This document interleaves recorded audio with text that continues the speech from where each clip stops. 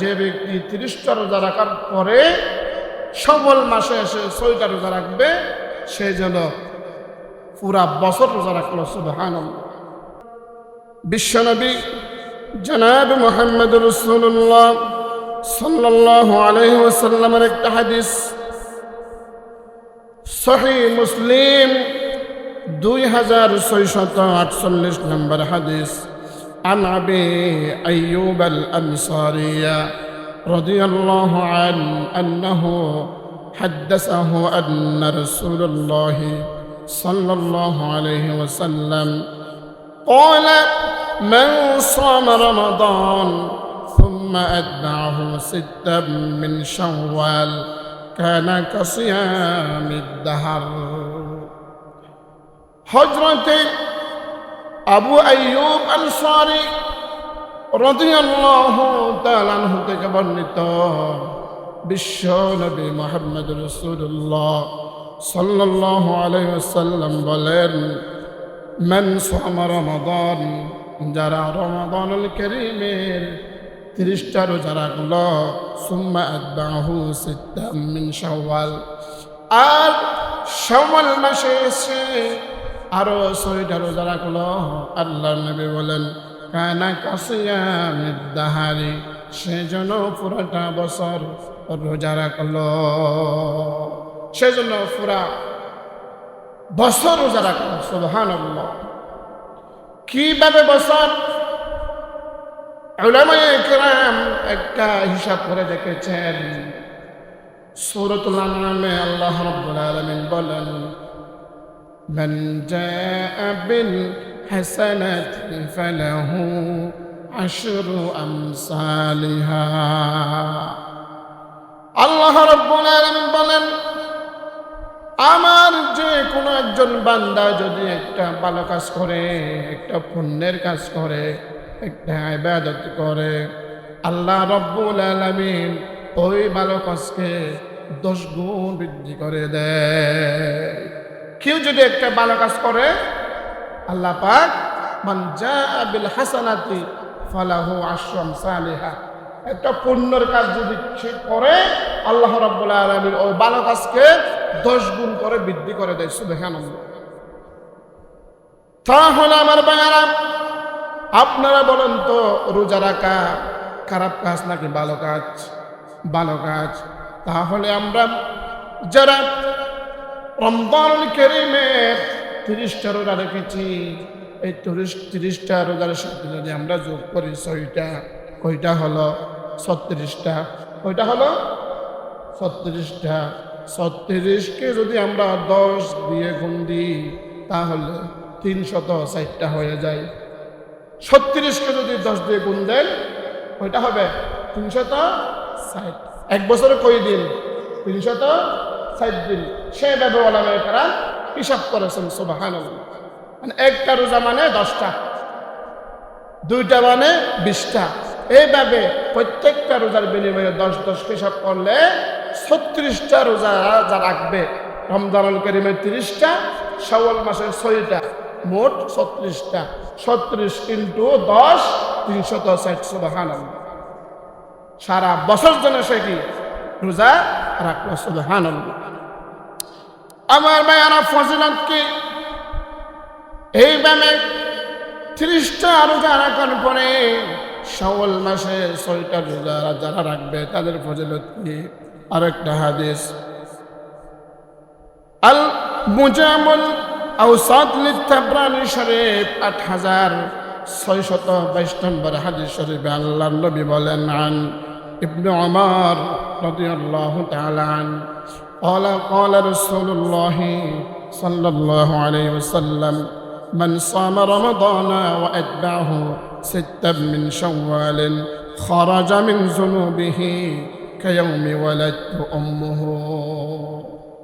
حضرت ابن العمر রাদিয়াল্লাহু তাআলা আনহু থেকে বর্ণিত, বিশ্ব নবী মুহাম্মদ রাসূলুল্লাহ সাল্লাল্লাহু আলাইহি ওয়াসাল্লাম বলেছেন, মান সামা রমাদান ওয়া আতবাহু 6 মিন শাওয়াল, যারা রমজানুল কারীমের 30টা রোজা রাখলো এবং শাওয়াল মাসে এসে ছয়টা রোজা রাখলো, খরাজা মিন যুনুবিহি, তার থেকে ওই বান্দা গুনাহ থেকে এভাবে বের হয়ে যায় কি রকম কায়াউমি ওয়ালাদহু উম্মুহু, গুনাহ থেকে এইভাবে বেঁচে যায়, গুনাহ থেকে এভাবে বের হয়ে যায় যেমন কি একজন শুদ্ধ বাচ্চা ভূমিষ্ঠ হয়ে মায়ের পেট থেকে বের হয়ে এলো। সুবহানাল্লাহ। তাহলে এমনভাবে গুণামুক্ত হয়ে যায় ওই ব্যক্তি কি রকম একজন সদ্য বাচ্চা শিশু যদি মায়ের পেট থেকে আসে ভূমিষ্ঠ হয়, তার যেমন গুনাহ থাকে না, সেইভাবে যে 30টা রোজা রাখলো রমজানুল কারীমের এবং শাওয়াল মাসে আসে 6টা রোজা রাখলো, তার অবস্থা ছোট্ট শিশুর মতো হয়ে যায়। সুবহানাল্লাহ। তার বলে কোনো গুনাহ থাকে না। তাহলে এই 6 রোজার অনেক ফজিলত রয়েছে, এর চেয়ে ফজিলত আর কি হতে পারে? এর চেয়ে ফজিলত আর কিছু হতে পারে না। এই জন্য আমরা 6টা রোজা আমরা কিভাবে রাখবো, কি সিস্টেমে রাখলে আমরা উপকৃত হব, সে সম্পর্কে আমরা জানব। আপনি চাইলে 6টা রোজা লাগাতার রাখতে পারেন, আবার চাইলে আপনি গ্যাপ দিয়েও রাখতে পারেন, কোনো সমস্যা নাই। চাইলে আপনি মাসের শুরুতেও রাখতে পারবেন, মাঝখানেও রাখতে পারবেন, শেষেও রাখতে পারবেন, কোনো সমস্যা নাই। তবে উলামায়ে কেরাম রিসার্চ করে তারা বলেছেন এই রোজাগুলি যদি প্রতি সোমবার, বৃহস্পতিবার এবং প্রতি শাওয়াল মাসের 13, 14, 15 তারিখ রাখতে পারেন মিলাইয়া, তাহলে আপনি আল্লাহর নবী যে প্রতি সপ্তাহে 2টা রোজা রাখতেন এবং আল্লাহর নবী তো 13, 14, 15 তারিখ আরবি মাসে রোজা রাখতেন, সেই সওয়াবে পাবেন। আবার 6টা শাওয়াল মাসের 6 রোজার সওয়াবে পাবেন। সুবহানাল্লাহ। তাহলে আমরা যদি সম্ভব হয় আমরা এই রোজাগুলি প্রতি সপ্তাহে সোমবার, বৃহস্পতিবার 2টা হলে 3 সপ্তাহ শেষ, অথবা এক সপ্তাহে আমরা 2টা রেখেছি আর 4টা আমরা 13, 14, 15 তারিখ মিলাইয়া আর এক সপ্তাহে সোমবার রাখলাম, তাহলে আমরা 6 রোজার সওয়াবে পেলাম, 1 বছরের সওয়াবে পেলাম, আবার আইয়ামে বীজের সওয়াবে পেলাম, আবার আল্লাহর নবী যে প্রতি সোমবার, বৃহস্পতিবার রোজা রাখতেন সেই সওয়াবও একসাথে পেয়ে গেলাম। সুবহানাল্লাহ। এইভাবে আমরা রাখার চেষ্টা করবে। তবে এখানে শর্ত আছে। শর্ত কি? 30টা রোজা যারা রেখেছে রমজানুল কারীমে, রমজানুল কারীমে 30 রোজার মধ্যে 25টা রাখছে, 20টা রাখছে, 15টা রাখছে, 24টা রাখছে, তাদের জন্য নয়। উলামায়ে কেরাম বলেছেন তাদের জন্য সুযোগ আছে। সুবহানাল্লাহ। কি রকম সুযোগ? রমজানুল কারীমের যত যে রোজাগুলো বাদ দিয়েছে, ইচ্ছা করে নয়, অনিচ্ছাকৃতভাবে যদি কোনো রোজা বাদ দিয়ে থাকে, সেই রোজাগুলি শাওয়াল মাসে এসে আগে সেইগুলা পূরণ করতে হবে। এরপরে 6 রোজা রাখবে। এরপরে কি রাখবে? 6 রোজা রাখবে। যেমন মা বোনদের হয়ে থাকে, মা বোনদের হয়ে থাকে অনিচ্ছাকৃত পিরিয়ড হলে, মাসিক হলে রোজা রাখতে পারবে না। এই মা বোন যারা 6 রোজা রাখতে চায় তাদেরকে আগে রমজানুল কারীমের যে রোজাগুলি রাখতে পারে নাই সেগুলা রাখতে হবে। এরপরে হচ্ছে কি 6 রোজা, এরপরে 6 রোজারা আপনারা আপনাদের বোনদেরকে, আপনাদের ওয়াইফকে আপনারা এটা বলে দিবেন যেন ফরজ রোজা রেখে শাওয়াল মাসে 6 রোজা শুরু না করেন। আগে ফরজ রোজা রাখতে হবে, এরপরে কি শাওয়াল মাসে 6 রোজা। এই ব্যাপারে আপনারা বলে দিবেন। আমার ভাইয়ারা, যে ফজিলতের কথা বলা হয়েছে 6 রোজা, এইগুলা সপ্তাহের সোমবার এবং বৃহস্পতিবার এবং এই মাসের আরবি তারিখ 13, 14, 15 তারিখে রাখলে দ্বিগুণ সওয়াব পাবে। আইয়ামে বীজের সওয়াব পেয়ে যাবে। বিশ্বনবী সোমবার, বৃহস্পতিবার রোজা রাখতেন, এই সওয়াবে পাবে, 6 রোজার সওয়াবে পাবে। এই কথাটা তিরমিজি শরীফের 759 নম্বর হাদিস শরীফে এসেছে। ওয়াকাদ ইস্তাহাব্বা قوم صيام 6 أيام من شوال بهذا الحديث قال ابن مبارك هو حسن ومثل صيام 3 أيام من كل شهر قال ابن مبارك وبراء في بعض الحديث ويلحق هذا الصيام برمضان একদল বিশেষজ্ঞ আলিম এই হাদিসের ভিত্তিতে শাওয়াল মাসের 6 দিন রোজা পালন করাকে মুস্তাহাব মনে করেন। ইমাম ইবনে মুবারক রাহমাতুল্লাহ আলাইহি বলেন প্রতি মাসে 3 দিন রোজা পালনের মতো 6টি রোজাও মুস্তাহাব। ইমাম ইবনে মুবারক আরো বলেন এই 6টি রোজা শাওয়াল মাসের শুরুর দিকে রাখাকে বেশি পছন্দ মনে করেছেন। তিনি আরো বলেছেন শাওয়াল মাসের ভিন্ন ভিন্ন দিনের রোজা পালন করা জায়েজ আছে। আর একটা হাদিস মুহতারাম হাজরিন, যদিও এ বিষয়ে একসাথে কিংবা পৃথকভাবে উভয় পদ্ধতির যে কোনো এক পদ্ধতিতে 6টি রোজা রাখার সুযোগ রয়েছে, তবুও উত্তম হলো 6টি রোজা সুযোগ থাকলে মাসের শুরুতে আদায় করে নেওয়া। কারণ ভালো কাজে অগ্রগামী হওয়া এটাও একটা মুস্তাহাব। ভালো কাজ যত আগে রাখবেন তত ভালো, কারণ মাউতের কোনো গ্যারান্টি নাই।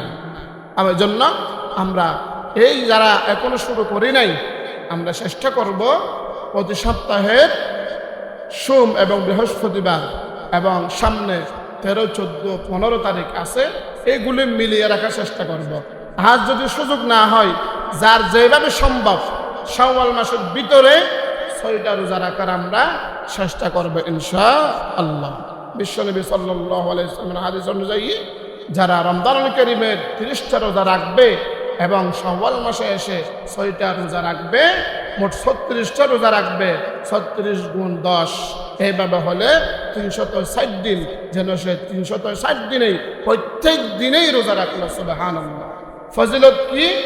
সে এমনভাবে সওয়াবের অধিকারী হয়ে যাবে, তার থেকে এমনভাবে গুনাহ ঝরে যাবে, 14 ভূমিষ্ঠ শিশুর মতো নিষ্পাপ হয়ে যাবে। সুবহানাল্লাহ। আমার ভাইয়ারা, এই শাওয়াল মাসে আরেকটা আমল হলো আপনার এই শাওয়াল মাসে বিবাহ করা সুন্নাত। ছেলে মেয়ে উপযুক্ত হলে বিবাহ করা শাওয়াল মাসে যদি সামর্থ্য থাকে, এটা সুন্নত। এই সুন্নতটা আমরা আদায় করার চেষ্টা করব ইনশাআল্লাহ। এই বিয়ের ব্যাপারে আল্লাহ রাব্বুল আলামিন সূরা নূরের 32 নম্বর আয়াতে কারিমায় বলেন, ওয়ানকিহুল আয়ামা মিনকুম ওয়াস-সালিহিন মিন ইবাদিকুম ওয়া ইমাইকুম ইয়াকুনু ফুকারা ইউগনিহিমুল্লাহু মিন ফাদলি ওয়াল্লাহু ওয়াসিউন আলিম। আল্লাহ রাব্বুল আলামিন বলেন, ওয়ানকিহুল আয়ামা, তাদেরকে বিয়ে দিয়ে দাও, তাদেরকে ওয়াস-সালিহিন মিন ইবাদিকুম ওয়া ইমাইকুম, তাদের বিবাহ দাও তোমাদের দাসদের মধ্যে থেকে যারা যোগ্য তাদেরকে বিয়ে দাও।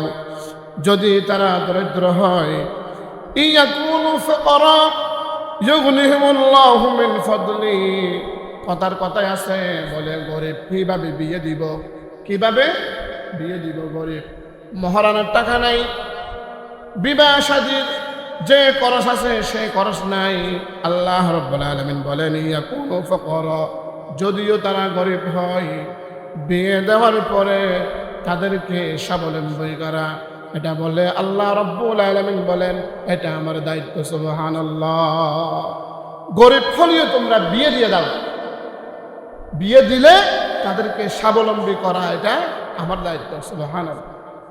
বিশ্বনবী সাল্লাল্লাহু আলাইহি ওয়াসাল্লামের কাছে কোন সাহাবা যখনই আসতেন কোনো অভাব নিয়ে, বলতেন, ইয়া রাসূলুল্লাহ, আমি বেশি অভাবে আছি, আমি কি করব? বিশ্বনবী তাদেরকে বলতেন, তুমি বিবাহ করো। সুবহানাল্লাহ।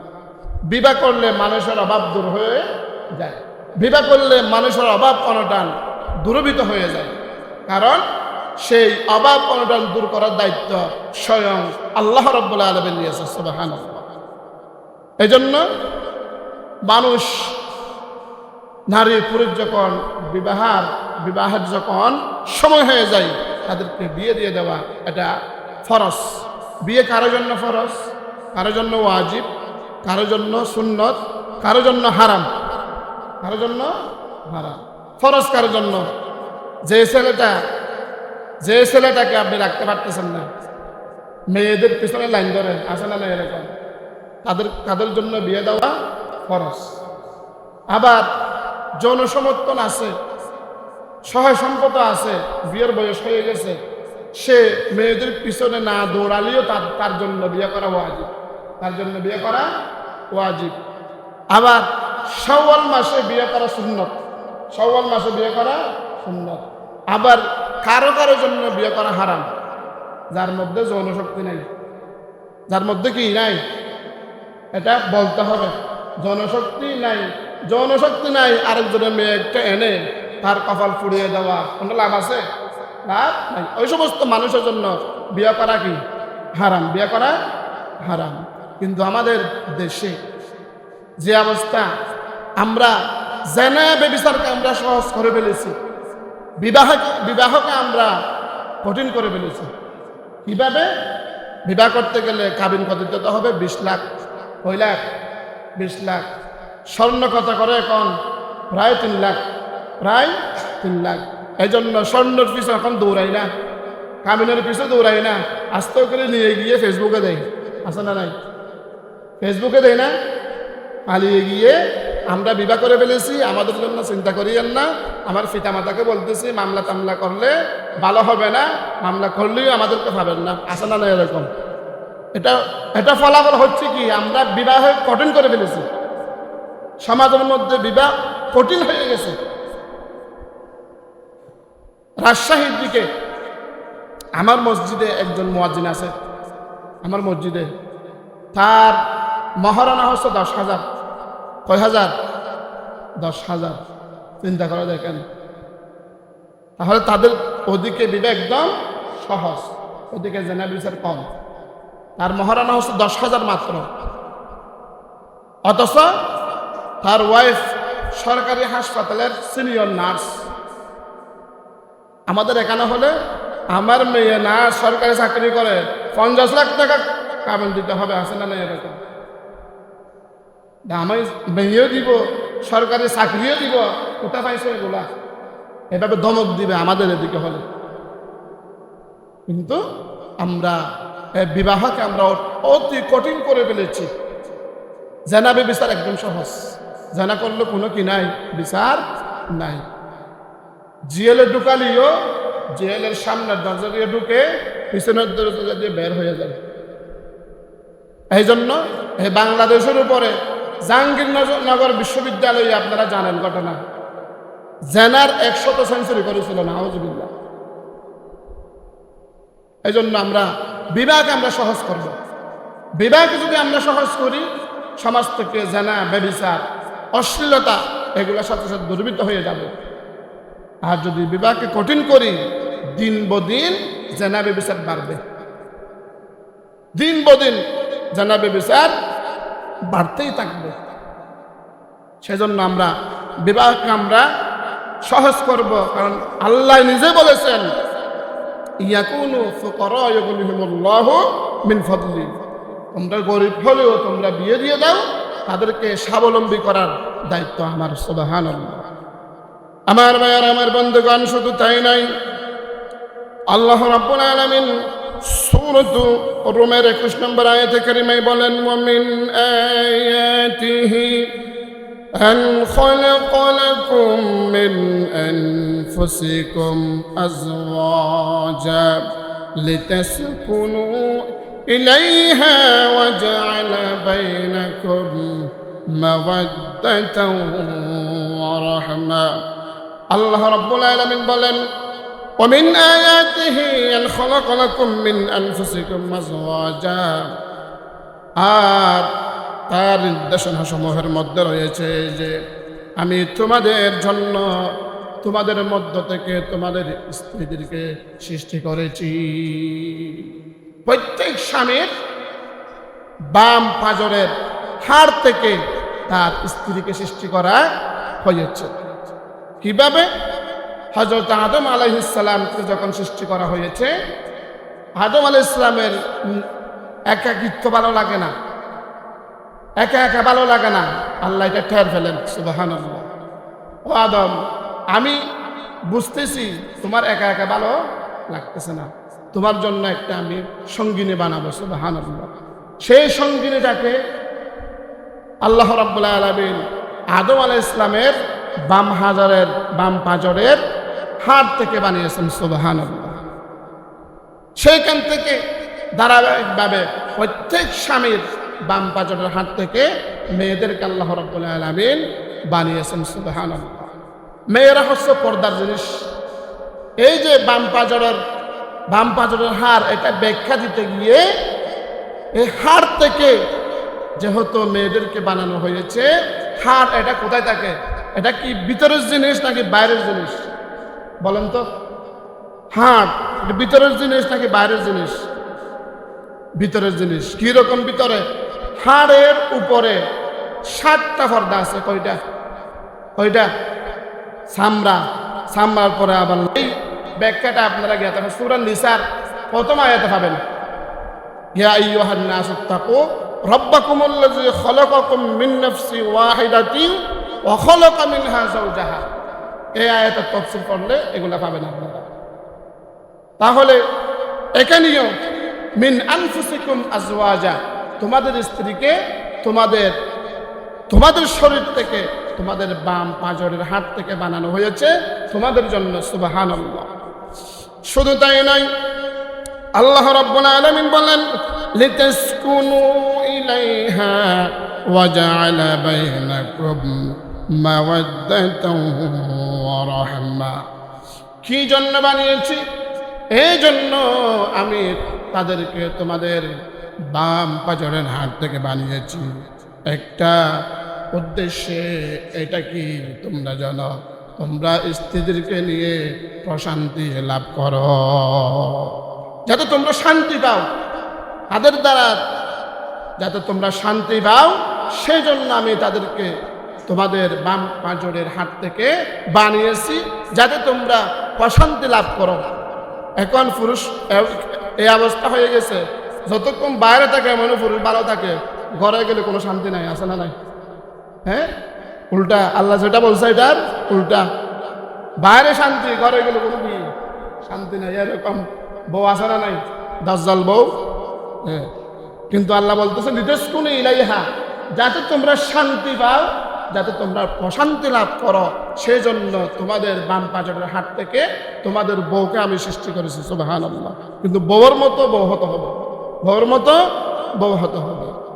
শুধু তাই নাই, যদি এভাবে হয়ে যায়, তুমি যদি তোমার বউর উপরে রাজি থাকো, তোমার বউ যদি তোমার উপরে রাজি থাকে, অশান্তি যদি হয়ে যায়, আল্লাহ রাব্বুল আলামিন বলেন মাওয়াদ্দাতান ওয়া রাহমা, আমি তোমরা দুইজনের উপরে ভালোবাসা এবং দয়া সৃষ্টি করে দিই, সুবহানাল্লাহ। এইভাবে যদি তারা প্রশান্তি লাভ করে দুইজনের উপরে, তাদের উপরে আমি দুইজনের উপরে আমি ভালোবাসা সৃষ্টি করে দিই, দয়া সৃষ্টি করে দিই। একজন আরেকজনের প্রতি ভালোবাসা, একজন আরেকজনের প্রতি আমি দয়া, এগুলো আমি সৃষ্টি করে দিই, সুবহানাল্লাহ। কিন্তু প্রশান্তি থাকতে হবে। এই জন্য শাওয়াল মাসে আমাদের ছেলে মেয়ে, আমাদের নাতি পত্নী, আমাদের বোন, আমাদের ভাই যারা বিবাহ ব্যবস্থা হয়েছে, সামর্থ্য আছে মোটামুটি, তাদেরকে আমরা বিয়ে দিয়ে দিব ইনশাআল্লাহ। শুধু তাই নাই, বিশ্বনবীর হাদিস সুনান ইবনে মাজাহ 1847 নম্বর হাদিস, عن ابن عباس قال قال رسول الله صلى الله عليه وسلم لم نرى للمتحابين مثل النكاح।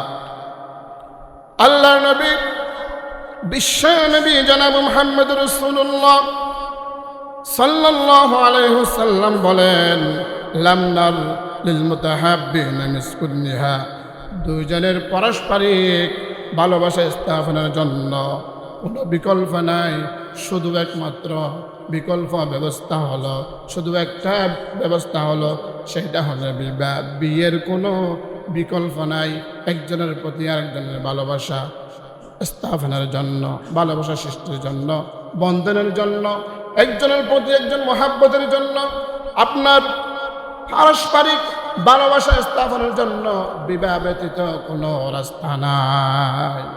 বিবাহ ব্যতীত একজন অপর পুরুষ অপরিচিত ছেলে মেয়ে ভালোবাসা স্থাপনের জন্য, সৌহার্দ্যপূর্ণ স্থাপনের জন্য বিবাহ ব্যতীত অন্য কোনো পন্থা নাই, বিশ্বনবীর হাদিস। এই জন্য ভালোবাসা হবে বিবাহের মাধ্যমে, ভালোবাসা হবে, দয়া মহাব্বত হবে বিবাহের মাধ্যমে, একটা ছেলে একটা মেয়ে, এর আগে কোনো ভালোবাসা নাই।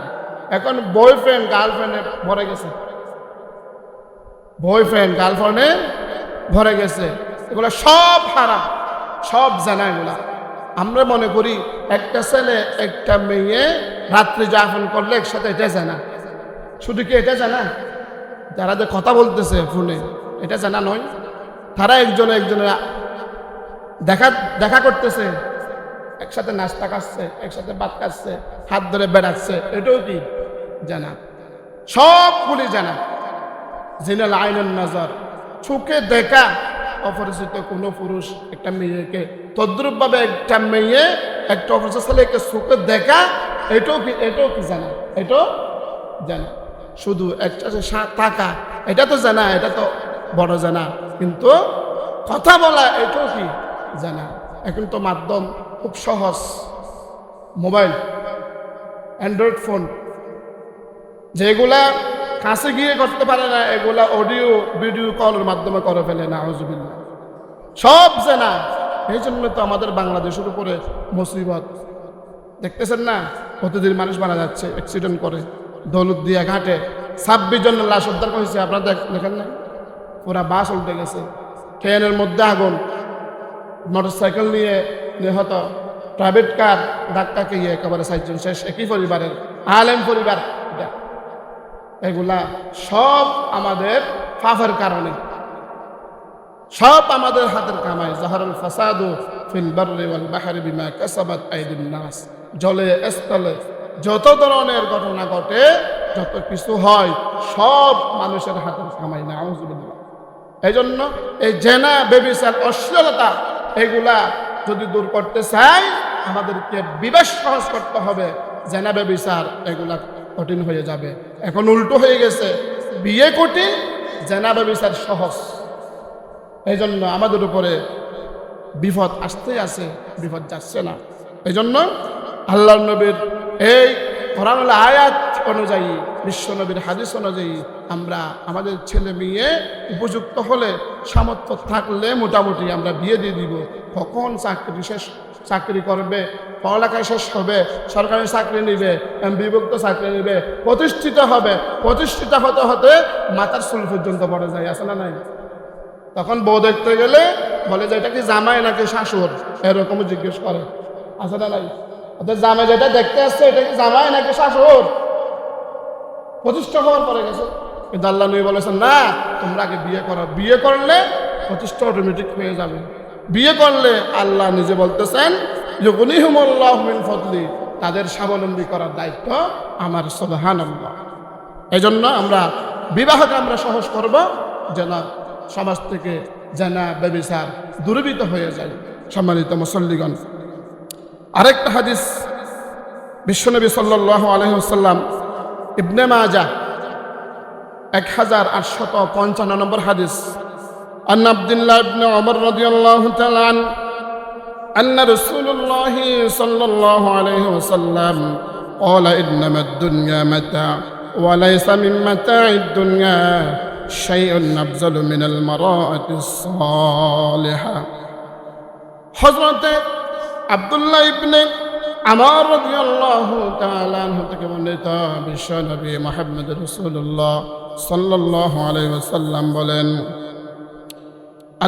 ইন্নামাদ দুনিয়া মাতা'উন ওয়া লাইসা মিন মাতা'id দুনিয়া শাই আফজালু মিনাল মারআতিস সালিহা।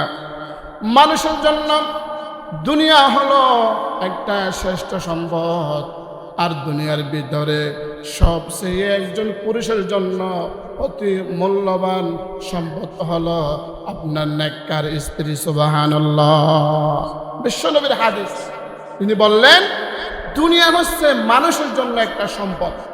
দুনিয়ার জন্য মারামারি আছে না নাই, হানাহানি আছে না নাই, আপনার সব কিছু দুনিয়ার জন্য। কিন্তু দুনিয়ার মধ্যে সবচেয়ে বড় সম্পদ হলো নিজের একটা নেককার স্ত্রী। সুবহানাল্লাহ।